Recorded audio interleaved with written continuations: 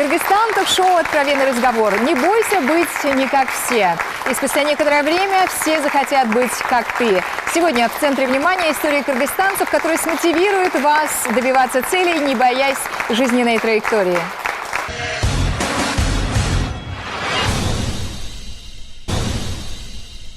Мода подчиняется законам времени и советам модельеров.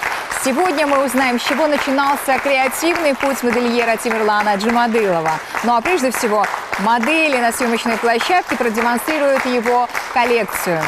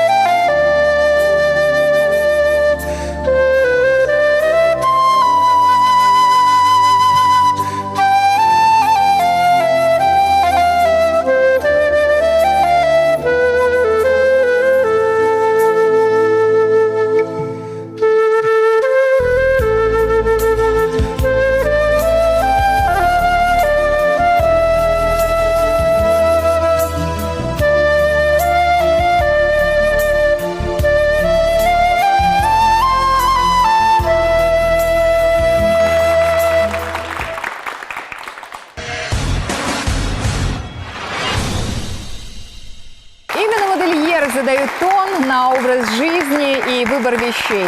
Я предлагаю встретить автора коллекции Тимирлана Джумадылова. Добрый вечер, присаживайтесь. Такая красивая коллекция. Какое название у коллекции? Спасибо. Эта коллекция называется «Арузат». Она была создана на конкурсный показ. Недавно в Кыргызстане проходил конкурс «Кыргыз» называется. И по этой тематике мы делали эту коллекцию. Какое место заняли? Но, к сожалению, мы только в десятку вошли в лучших. Там были очень хорошие коллекции тоже. Тем не менее, вы не огорчены? Нет, ни капли не огорчен. У вас за плечами громадье конкурсов? Ну, я бы так не сказал. Ну, есть некоторые конкурсы. Ну, с десяток есть уже? Ну, есть пара.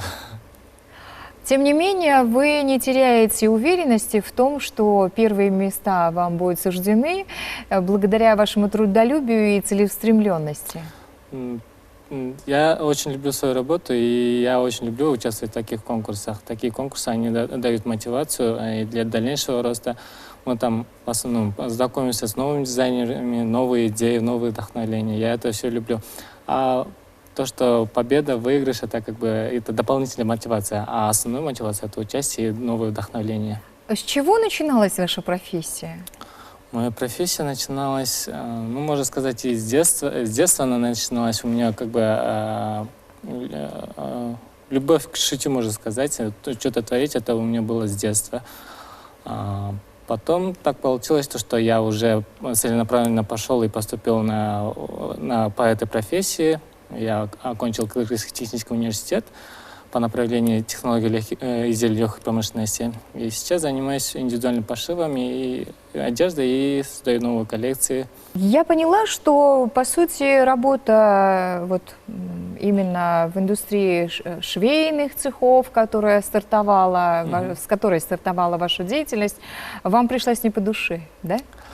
Да, можно и так сказать. Получается, когда на массовое производство, это большим партиям шьется, там ты свое творчество не развиваешь, там ты становишься машиной уже, одно и то же делаешь.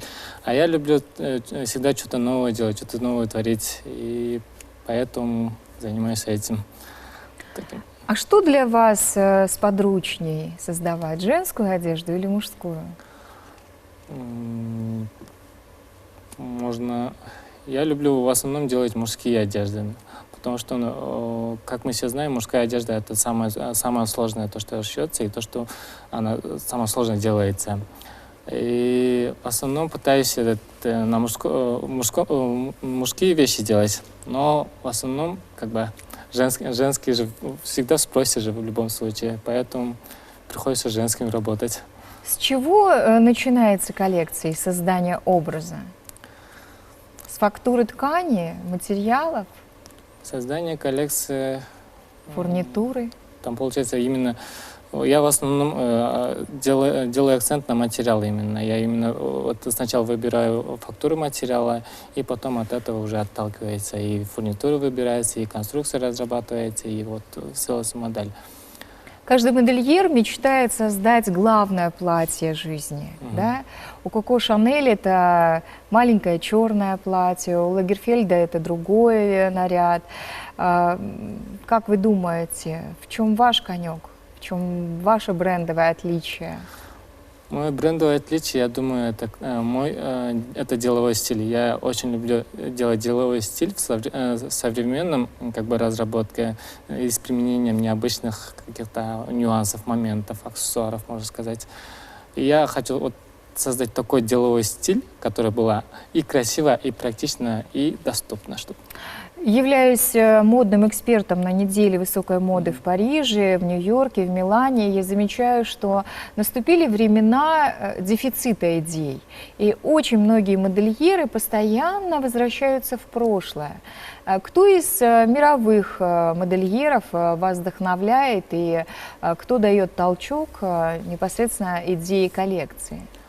Из мировых я вот очень ценю творчество Dior. Оно очень классное такое, то, что мне по душе, там все четко, стильно, там женственно, все подчеркивается, все прелести красоты женской фигуры, все подчеркивается. Также я очень ценю творчество Зухайра Мурата, вот, это наши современники. Он создает такие элегантные вещи, такие богатые, он множество аксессуаров использует, стразы, богатые ткани. Также очень сильно ценю творчество Вячеслава Зайцева.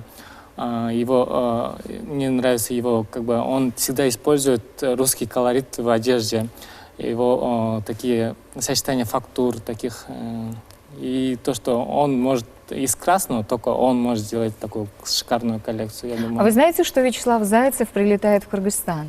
Да, это замечательная новость была. Я узнал об этом, я очень рад этому, и я очень сильно надеюсь, что я туда попаду. У вас есть возможность признаться ему и выразить свое почтение, уважение, потому что это знаковое событие. Он впервые будет в Кыргызстане, и это была моей голубой мечтой привести его сюда для того, чтобы кыргызстанцы соприкоснулись с миром великого кутюрье. Но кто его знает, может быть, через годы многие будут вспоминать и вас, да, и говорить, что какой он талантливый, замечательный профессионал своего дела, преданный профессии. Что очень важно, какими качествами обладать в вашей сфере? В нашей сфере надо обладать, самое главное, терпением, творчеством. И самое главное, то, что надо любить свое дело и делать это качественно. Это не надо просто делать, а надо делать качественно, четко, чтобы было все. И самое главное, любить это дело. А без любви никак, по-любому.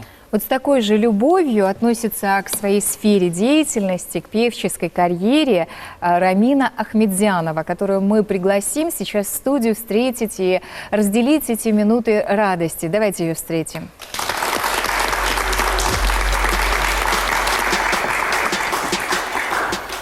Рамина, вы поете на разных языках.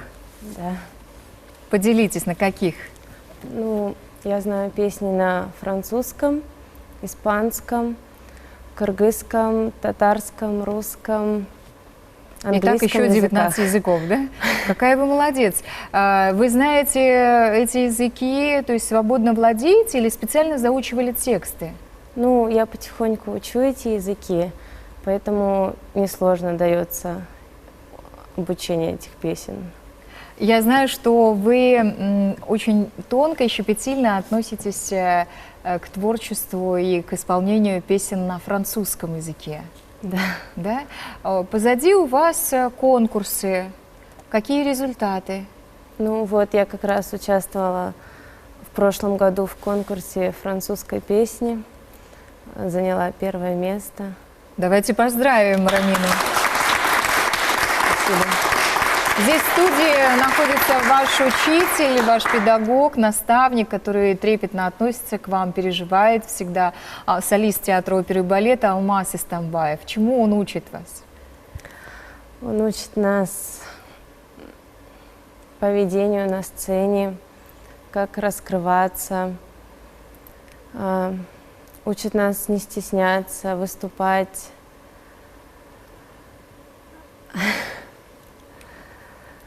Думаю, что ваше смущение мы смахнем прям рукой, и я предлагаю выступить перед публикой, и уверена, что вам есть с чем обратиться к телезрителям. Да, Это песня на французском на языке. французском. Спасибо. Oh, rien de rien.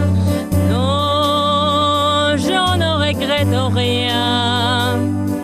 Ni le bien qu'on m'a fait, ni le mal. Tout ça m'est bien égal. Non, rien de rien. Non, je ne regrette rien. C'est pillé, balayer, oublier. Je me fus du passé.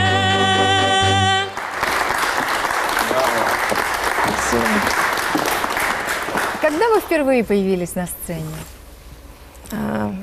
Когда я училась в музыкальной школе, мы выступали хором. Тогда первый раз вышла на сцену. Вы исполнили известную песню из репертуара Эдит Пиаф. Да. А вы увлечены ее творчеством? Мне нравится, да, ее творчество. У нее такой необычный голос, красивый. Но вы знаете, что в Париже установлено только 3 памятника французским женщинам, да и то одна из них не коренная француженка, это певица Далида, певица Эдит Пиаф и Жанна Д'Арк. И, конечно, все французы говорят в один голос о величии Эдит Пиаф. И я являюсь ярой поклонницей, прилетая в Париж, я постоянно возлагаю цветы у ее памятника, очень трепетно отношусь. И знаю про Эдит Пиаф и могу рассказывать часами. Знаю, что вы поете на разных языках, и петь на разных языках – это значит вживаться в культуру народа. Вы были в Казани, были в Татарстане? Да. Да? Была Понравилось пару раз. вам? Очень. Может быть, вы акапелло исполните что-то на татарском? Да, можно. Олы юлға, сені юлдаш етіп, сайладым мен яшьлек язымда. Мүмкін болса, қабат сайлай әгер, сені сайлар едім тағында. Мүмкін болса, қабат сайлай әгер, сені сайлар едім тағында. Мен бақытлы бары сен болғанда, мен қадірлі бары сенің янында. Сен құяшым ай йолдызым менім, сен болмасын сөнер кебек барсында.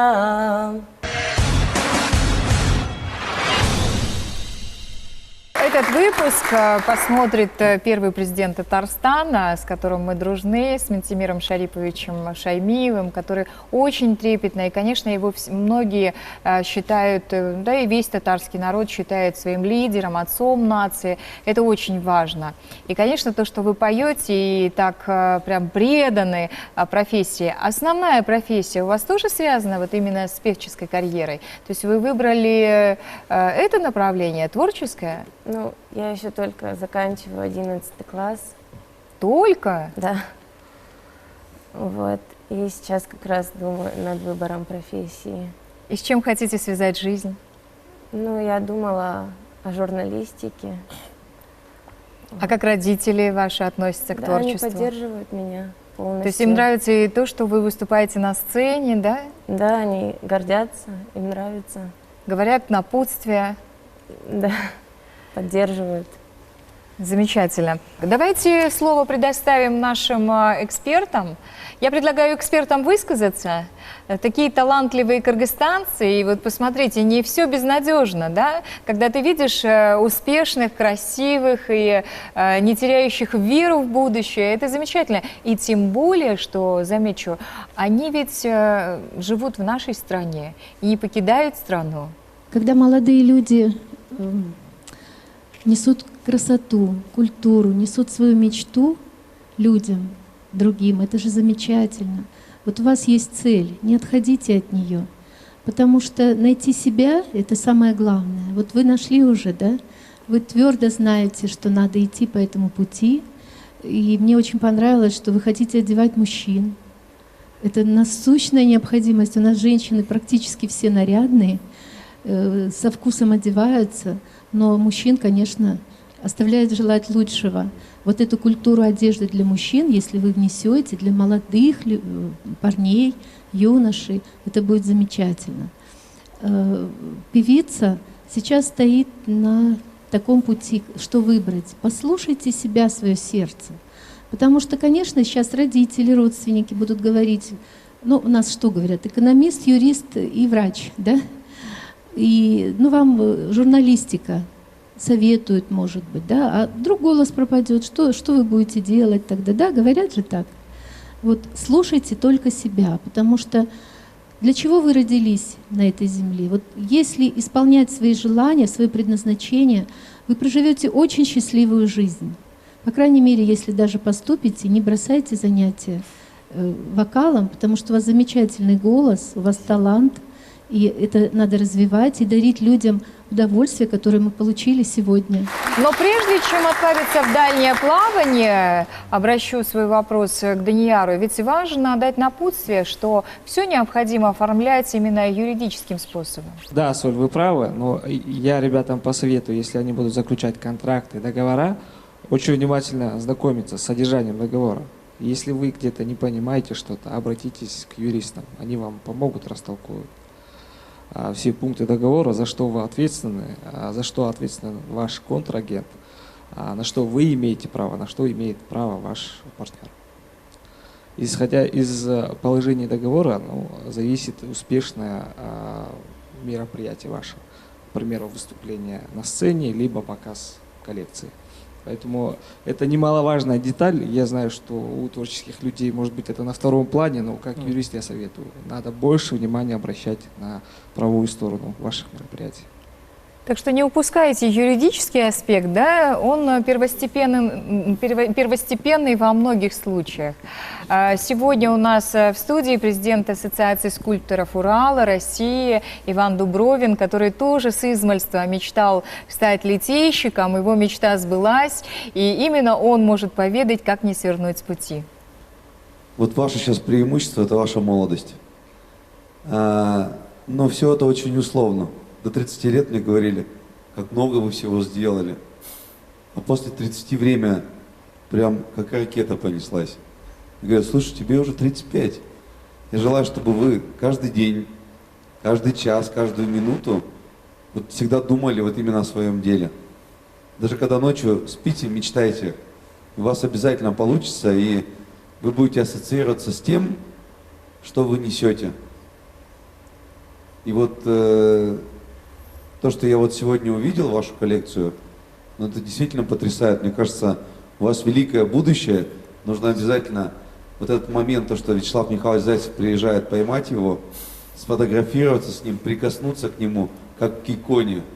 И у вас действительно, вот вы получите это Божье благословение, и у вас только все будет, только вперед и вперед. Удачи вам, ребята. Вы молодцы. Существует 3 секрета успешных людей. Уверенность в себе, положительный мысленный настрой и честная усердная работа. Именно так считает наш следующий герой Данияр Ташбеков. Я предлагаю его встретить. Он живет в Америке, добился головокружительной карьеры и поделится своим секретом успеха. Здравствуйте. Здравствуйте. Присаживайтесь. Спасибо за гостеприимство. Данияр, вы весь светитесь. Америка изменила ваше сознание, отношение к жизни. Вы приехали туда, не зная зарубежья. Как проходило становление? Однозначно, мне кажется, как бы человек все-таки социальное создание. В какой-то степени он влияет на общество, общество на него влияет. Я бы сказал, что вот этот опыт проживания, обучения за границей, именно в Соединенных Штатах, он очень повлиял на меня. Скажу, что в основном положительно. А сам путь, он, конечно, был очень интересным, он до сих пор как бы продолжается. Конечно, были в пути очень много своих... Сложностей. Однозначно. В какой-то момент человек стоит перед дилеммой. Ну вот как, предположим, Рамина, она думает пойти в консерваторию, ну где-то я вижу вопрос в ее глазах, либо остаться и согласиться с родительским выбором стать журналистом. А вы стояли перед дилеммой на распутье? Да, потому что я как бы начал свое образование здесь, в Бишкеке, учился в славянском, отучился в славянском первые 2 курса. И, конечно, было дома давление, скажем так, что остаться здесь, так как я еще единственный сын. Соответственно, как бы был такой момент, семья или же как бы личные свои амбиции. И даже после того, как я принял решение, как бы хорошо, я уеду, буду учиться, работать там. Даже находясь там, есть постоянная дилемма, да, вот даже смотря на 10 лет вперед, на 15 лет вперед, где я буду и так далее, прочее. Да, однозначно. Но вы ведь не случайно прилетели в Кыргызстан? Возвратились с какой-то целью? Поведайте нам. Да, конечно, в первую очередь это навестить родителей. Как обычно мне получалось всего лишь на неделю приехать домой. На этот раз мне повезло, я договорился, что могу дистанционно работать и решил, когда провести здесь, скажем так, от полгода до года потенциально находиться в стране. Ну и также, конечно, хотелось бы найти свою вторую половинку, уже как бы момент пришел. Так что да, много целей. Представляю, как у многих девушек сейчас защемило сердце. Комсомолец, спортсмен, красавец. Ну, надеюсь. Спасибо. В какой сфере вы реализовали свой потенциал? Да, на данный момент я работаю директором в консалтинговой фирме. Мы занимаемся, я лично занимаюсь обслуживанием, консультированием инвестфондов, таких как хедж-фонды, private equity фонды. Консультация в основном юридического и операционного характера. Ну вот когда слушаю вас и понимаю, что многие могут обмануться и задуматься о том, что Америка это все так лучезарно, но ведь сотни судеб, которые там ломаются, приезжают, не могут благоустроиться, найти себя и возвращаются. То есть и это не исключение. Да, однозначно. Вы, кстати, очень затронули хорошую тему. На мой взгляд, человек такое создание всегда кажется хорошо где-то вот там, да, вот мы иногда забываем как бы ценить то, что у нас есть на данный момент. Соответственно, как вы сказали, это не так все просто. Как бы за границей если окажешься, это не означает, что все у тебя прям там легко будет. Но, по сути, там никто тебя не ждет. Все надо начинать с нуля. И как бы сказать, вот в частности, даже Соединенные Штаты это не для всех. В культурном аспекте, во многих планах. Так что да, это как бы есть многие люди, которые туда едут, даже как бы они становятся успешными, но все же лишь в один момент делают решение и возвращаются домой. Сотрудники МИДа, Данияр, очень часто сетуют на то, что соотечественники ни разу не пытаются обратиться, словно существует какая-то боязнь. Почему нет контакта? Может быть, нет осведомленности? Наверное, на мой взгляд, наши сограждане просто по каким-то причинам, может быть, боятся, либо не знают о том, что есть консульство, есть посольство, которые в любой момент могут им помочь по любым вопросам. Будь то, не дай бог, несчастье какое-то, либо какие-то другие проблемы закона. Поэтому я думаю, что и Данияр может быть, активно пользуется услугами нашего посольства. Он подтвердит, что посольство прилагает все свои усилия в помощи нашим гражданам за рубежом. Хотел бы чуть добавить в плане того, что консульство, нужно учесть то, что как бы наши граждане во многих странах находятся, и в то же время, к сожалению, наше консульство, представительство не в каждой стране. Это в силу просто размера нашей страны и ресурсов. И иногда просто есть недостаточность информации, даже не знаешь, если ты, скажем, живешь где-нибудь, скажем, в Латинской Америке, где ближайшее консульство. Есть такие моменты. Ну и мне кажется, есть операционные моменты, как бы не всегда легко, кстати, до них достучаться. Такое тоже сталкивался. Сотни, миллионы людей, которые мечтают и, может быть, выстраивают для себя концепт, но почему-то не добиваются, сворачивают с полпути.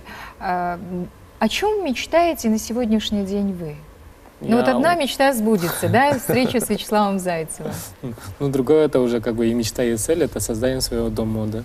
Большого, просторного дома моды, в котором будут трудиться самые талантливые дизайнеры, которые я мог обучать, и которые будут и работать, и будем повышать как бы модный уровень Кыргызстана, можно сказать. Это дом моды. Отлично. Данияр? Я бы сказал, это больше как бы планы, а не мечта. Но на данный момент как бы я вот в процессе создания своего дела здесь, в Кыргызстане, и тем самым как бы хочу в течение нескольких лет как бы создать базу, что я мог бы отсюда работать и быть ближе к своим родным. Это на данный момент как бы то, чем я занят. Рамина? Ну, на данный момент я бы хотела больше всего поступить в университет на бюджет. Вот это моя цель и мечта на данный момент.